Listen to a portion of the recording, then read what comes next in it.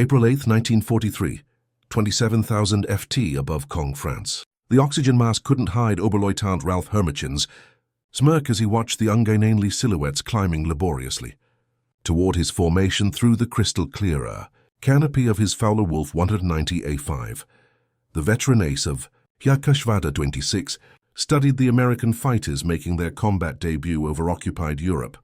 "Die armies have sent us flying milk bottles," he transmitted to his wingman, unable to suppress his laughter at the sight of the massive Republic P-47 Thunderbolts struggling for altitude. Below them, 16 P-47C Thunderbolts of the 4th Fighter Group lumbered upward in tight formation, their 2,000 horsepower Pratt & Whitney R2800 double Wasp engines straining against their 7-ton weight. To German pilots accustomed to the sleek Spitfires and nimble Soviet fighters, these corpulent American machines appeared almost comical. Barrel-shaped fuselages topped with greenhouse canopies, wings that seemed too small for their massive bodies, propellers that dwarfed anything in the Luftwaffe inventory. What Hermison didn't know, what none of the German pilots circling like wolves above could have imagined, was that they were witnessing the arrival of the weapon that would systematically destroy the Luftwaffe's fighter arm. Within 18 months, these flying milk bottles would transform from objects of derision into instruments of terror, their 8.2 Browning machine guns becoming the most feared sound in German skies. The mathematics of destruction were already loaded in those broad wings. 3,400 rounds of ammunition, a combined rate of fire of 6,000 rounds per minute, enough concentrated firepower to saw a messes in half in less than 2 seconds. The transformation began that April morning when Major Donald Billy, commanding the 335th Fighter Squadron, spotted the German formation positioning for attack. The former Eagle Squadron veteran, who had transferred from RAF Spitfires just weeks earlier, understood what his men didn't yet know. That survival in the P-47 required abandoning everything they thought they knew about air combat. The Thunderbolt represented a radical departure from conventional fighter design philosophy. While the Germans had pursued lightweight interceptors optimized for climb and turn performance, Republic Aviation had created something unprecedented, a high-altitude juggernaut that used mass power and firepower to redefine the rules of aerial warfare. Among the 56 American pilots spread across the French sky that morning were men who would become legends, future aces whose names would strike fear into Luftwaffe hearts. But on April 8, 1943, they were novices in an untested machine, facing the most experienced fighter force in the world. The Germans had been fighting continuously since 1939, with veterans of Poland, France, Britain, and Russia. The Americans had been in combat for exactly 0 days. This story is about how industrial logic defeated tactical brilliance, how quantity and quality merged into overwhelming superiority, and how German pilots' laughter turned to terror as they discovered what synchronized Browning machine guns could do to an aircraft at 400 Udarid. The Republic P-47 Thunderbolt had emerged from a June 1940 panic as German fighters swept across France. Alexander Kartve, Republic Aviation's Georgian-born chief designer, received urgent specifications from the U.S. Army Air Corps. They wanted a high-altitude interceptor capable of matching the Luftwaffe's best. What Cartelli designed instead was a monster that redefined the possible. "It will be a dinosaur," Cartelli admitted to his design team, "but it will be a dinosaur with good proportions." The XP-47B prototype that first flew on May 6, 1941, shocked everyone who saw it. At 9,900 empty, it weighed 65% more than its predecessor. The P-43 Lancer. The massive turbo supercharger system, with its complex ducting running through the rear fuselage, gave it an almost pregnant appearance. Test pilots approaching it for the first time invariably asked the same question. This thing actually flies. Not only did it fly, it flew like nothing else at altitude. The Pratt & Whitney R2800 double Wasp engine, an 18-cylinder radial producing 2,000 horsepower, could maintain full power at 27,000 FT, where German fighters gasped for air. The turbo supercharger, fed by exhaust gases, delivered sea-level performance in the stratosphere, where the air was too thin for conventional superchargers. Major Hubert Hubb, Zercar commanding the 56th Fighter Group training at Bridgeport, Connecticut, initially despised the aircraft. His unit lost 18 pilots and 41 aircraft in training accidents between September 1942 and January 1943. The P-47 killed more Americans in training than Germans would in the first months of combat. It ground-looped on landing, torque-rolled on takeoff, and dove with such enthusiasm that pilots discovered compressibility, their controls freezing as shock waves formed on the wings. But those who mastered it discovered something extraordinary. Lieutenant Robert Johnson, a farm boy from Oklahoma, who would become one of America's top aces with 27 victories, described his first flight. It was like strapping yourself to a locomotive. The power was unbelievable. You didn't fly it, you aimed it. The first combat encounters in April and May 1943 confirmed every German prejudice. The P-47s couldn't turn with the Fowler-Wolf 190s, couldn't climb with the Messid 109s, couldn't match their nimble handling at medium altitudes. Luftwaffe pilots quickly developed tactics to exploit these weaknesses, attacking from below where the heavy Thunderbolt struggled, forcing turning fights where agility mattered more than firepower. Hutchman Isef Pips Priller, commanding officer of Yakashvada 26, reported to headquarters after his first encounter. The new American fighter is meat for the slaughter. It flies like a truck, turns like a freight train, and climbs like a pregnant cow. Our boys are calling them Indiana, fat targets pretending to be warriors. The statistics seem to confirm German confidence. In their first month of operations, the American fighter groups lost 14 Thunderbolts, for only 3 confirmed German kills. The RAF, observing from their Spitfire squadrons, quietly suggested the Americans might reconsider their choice of mount. British pilots joked that the best evasive maneuver in a P-47 was to unstrap and run around the roomy cockpit. But something strange was happening in those early encounters that German intelligence failed to notice. The P-47s that were shot down had absorbed incredible punishment before falling. One aircraft returned from a May 4th mission with 21 cannon holes and over 100 machine gun strikes, damage that would have disintegrated a Messerschmitt or Spitfire. The massive radial engine, lacking vulnerable coolant systems, shrugged off hits that would have stopped a liquid-cooled fighter cold. More significantly, when P-47s did get their guns on target, the results were catastrophic. The Thunderbolt's weapons battery created a convergence zone of destruction that German pilots had never experienced. Unlike the rifle-caliber weapons of early warfighters or the cannon with limited ammunition, the American fighter could maintain sustained fire for over 30 seconds, an eternity in aerial combat. The event that would begin changing German perceptions occurred on June 26, 1943, over Lazo, France. It involved 2nd Lieutenant Robert S. Johnson of the 61st Fighter Squadron, and an encounter that would become legendary on both sides of the conflict.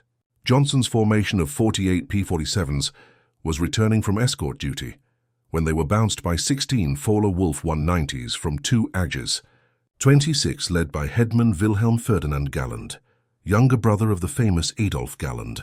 The Germans executed a perfect attack, diving from the sun with overwhelming speed advantage. Johnson's Thunderbolt, flying at the rear of the formation, was caught in the crossfire of multiple attackers, taking catastrophic damage in the first seconds of combat. 20 cannon shells exploded across his aircraft. The canopy shattered, hydraulic fluid sprayed into the cockpit. The engine cowling was torn away and fire erupted behind the instrument panel. Johnson, wounded in the nose and leg by shrapnel and bullet fragments, tried to bail out but discovered the canopy was jammed. A 20mm shell had exploded in the canopy track, welding it shut. He was trapped in a dying aircraft at 27,000 ft. What happened next defied every assumption about combat damage tolerance. Despite having no forward visibility through the oil-covered windscreen, a barely functioning engine that shook violently, and controls that responded only intermittently, Johnson managed to level the aircraft and point it toward England. The P-47 continued flying with damage that would have reduced any other fighter to falling debris. Then it got worse. A lone Focke-Wulf 190, flown by an unknown pilot from 2JG-26, discovered the crippled Thunderbolt limping toward the channel at less than 170 mph. Historical research has never definitively identified this pilot, though several names have been proposed based on German combat reports from that day. What followed was one of the most extraordinary encounters in aerial warfare history. The German pilot positioned himself behind Johnson's P-47 and opened fire with his 420mm cannon and two 13mm machine guns. Johnson, unable to evade, could only huddle behind his armor plate and pray. The Thunderbolt absorbed the entire cannon ammunition load. Then the German repositioned and fired again, this time with only his machine guns. The cannon ammunition exhausted, the German pilot pulled alongside, staring in disbelief at the flying wreck. Johnson could see his face clearly, young, blonde, his expression shifting from confidence to confusion to something approaching fear. American engineers studying the wreckage realized they had underestimated their own creation. German intelligence receiving combat reports from 2nd Section of Jägerschwader 26 initially refused to believe it. No aircraft could absorb that much punishment, but testimony from multiple pilots confirmed the impossible. The Thunderbolt had taken everything the Luftwaffe's best fighter could deliver and survived. By July 1943, American pilots were learning to exploit the P-47's true strengths. Lieutenant Colonel Hubert Zehner, the 56th Fighter Group commander, had discovered the secret through brutal trial and error. Don't turn with them. Don't climb with them at low altitude. Use your weight. Use your power. Use your guns. The Thunderbolt's massive weight, initially seen as a disadvantage, became a weapon. In a dive, nothing could catch it. From 30,000 FT, a P-47 could reach 550 mept, faster than any German fighter could achieve, even in a vertical dive. This speed could be converted to altitude in a zoom climb that left pursuing fighters helplessly behind. Captain Walker Bard Mahurin, who would become one of the first American aces in Europe, developed what became known as the boom and zoom tactic, though pilots called it the Thunderbolt turkey shoot. Instead of engaging in traditional dogfights, P-47 formations would climb to 30,000 FT, higher than German fighters could effectively operate. When Luftwaffe fighters appeared below, the Thunderbolts would roll inverted and dive, reaching speeds that made deflection shooting impossible for defending Germans. At the bottom of these dives, the American heavy machine guns would speak. German pilots who survived described it as facing a wall of lead, the combined firepower creating an impenetrable zone of destruction. Aircraft caught in this convergence pattern didn't just fall, they disintegrated. The true revelation of American firepower came during the August 17, 1943 dual raid on Schweinfurt and Regensburg, the deepest penetration into Germany attempted to that date. This mission would demonstrate both the P-47's limitations, its range even with drop tanks, and its terrifying effectiveness when employed properly. Major David Schilling, leading the 62nd Fighter Squadron, encountered a formation of Messerschmitt 110 destroyer aircraft positioning to attack B-17s with their heavy cannon and rocket armament. The twin-engine German fighters, heavily armed but less maneuverable, were the Luftwaffe's specialized bomber killers. Schilling's flight of 4 Thunderbolts rolled into their attack dive from 28,000 Setter. Unteroffizier Hinrich Roth, a gunner in one of the Mi-10s who survived, later recounted in a P interrogation, "The American fighters came down like hammers from heaven. I opened fire at 800 meters, good hits. I saw them strike the fighter's wing. The P-47 didn't even wobble. Then he fired. The aircraft ahead of us simply came apart. Not shot down, destroyed. Wings separated from fuselage, tail severed, the crew compartment shredded into metal confetti. In 2 seconds, a 110 became nothing. 8 messes, 100s and 10s were destroyed in less than a minute. The German pilots had never experienced such concentrated firepower. Each P-47 carried 425 rounds per gun, 3,400 rounds total, weighing nearly 900 level B. At convergence distance, typically set at 300 YD, all 8 guns' ballistic paths intersected in a zone roughly 6 ft in diameter. Anything in that zone faced 100 in projectiles per second, each traveling at 2,900 ft/s. The ammunition itself was a revelation of American industrial capacity. While German fighters struggled with limited cannon ammunition, typically 120 to 200 rounds for a 20mm weapon, American pilots could maintain fire for over half a minute.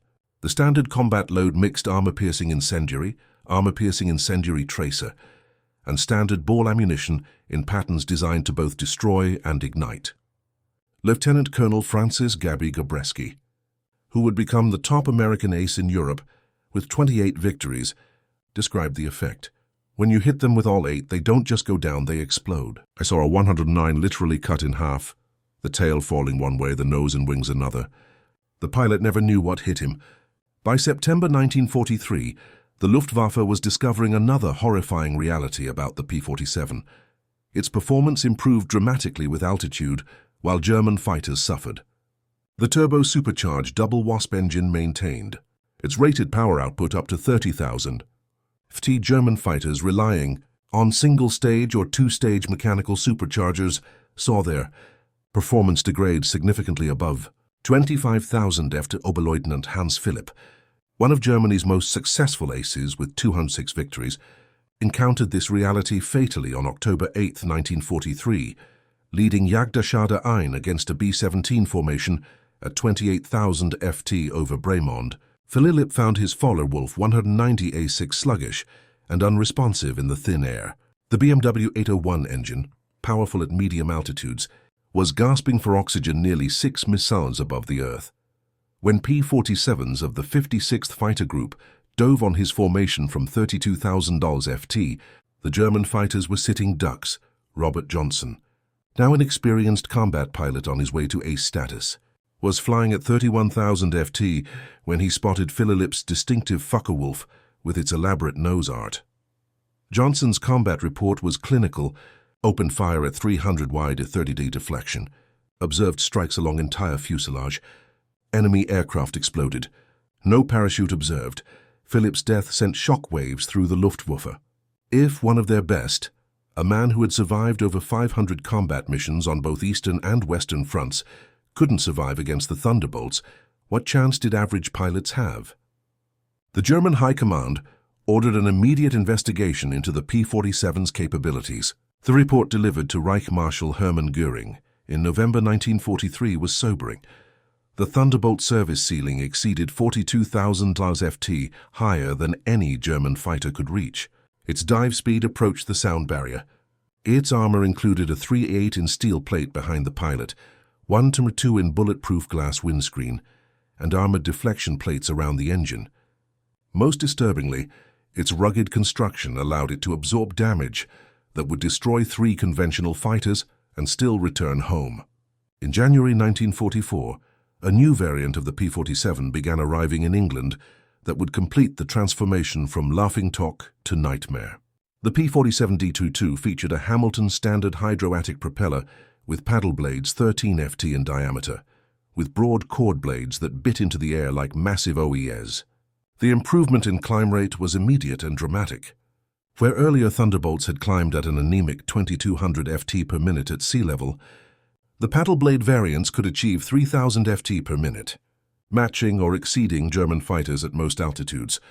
The massive propeller also improved acceleration, allowing P-47s to build energy faster in level flight. Hedman Heinz Knoke of Jagdgeschwader 11, a veteran with over 200 combat missions, encountered the new variants in February 1944 during a bomber interception near Hanover. He wrote in his combat diary, "The fat American fighters have learned to climb. We bounced a formation near Hanover, expecting our usual advantage. They turned into us and climbed with us. When we tried to disengage, they followed us up to 30,000 ft. Schmidt was caught and blown apart. Nothing left but smoke and fragments.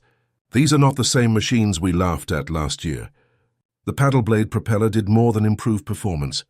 It had changed the sound of the Thunderbolt.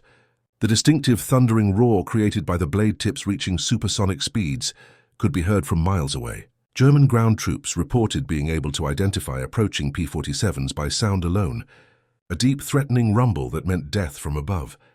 They began calling it Donnerschlag thunderclap. By March 1944, P-47s equipped with external fuel tanks could escort bombers deep into Germany. The standard configuration carried 2 108-gal wing tanks or a 75-gal belly tank, extending range to over 1,000 miles. With the paddle blade propeller providing improved performance even when loaded, Thunderbolts could fight on equal terms immediately after dropping tanks. The Luftwaffe's response was to concentrate on the bombers, hoping to inflict enough losses to stop the American daylight campaign. But this required flying through the P-47 escort screen, an increasingly suicidal proposition. German pilots developed a grudging respect that bordered on fear for the big American fighters. Major G.A. Rall, one of Germany's top aces with 275 victories, mostly on the Eastern Front, survived an encounter with P-47s on March 6, 1944, that left him badly wounded. He later recalled in a post-war interview, "We saw them above us, fat silhouettes against the sun. Someone laughed and said, 'Here come the flying pigs.' Nobody was laughing 30 seconds later. They came down like an avalanche, faster than we could react. The first pass destroyed 3 of our fighters, just gone, transformed into burning debris. Their guns didn't fire in bursts like ours. They poured out solid streams of fire. Getting caught in that stream meant instant death." The escort missions revealed another P-47 advantage: endurance. While German fighters operated at maximum power settings that consumed fuel rapidly, the big American radials could cruise efficiently at high altitude. Thunderbolts could remain with the bombers for hours, rotating top cover, while maintaining enough fuel for combat and return. As more P-51 Mustangs arrived to take over long-range escort duties in spring 1944, P-47 units increasingly focused on ground attack, a role that would make them the most feared aircraft in the German arsenal. The transition began in earnest in April 1944, as the Allies prepared for the invasion of France.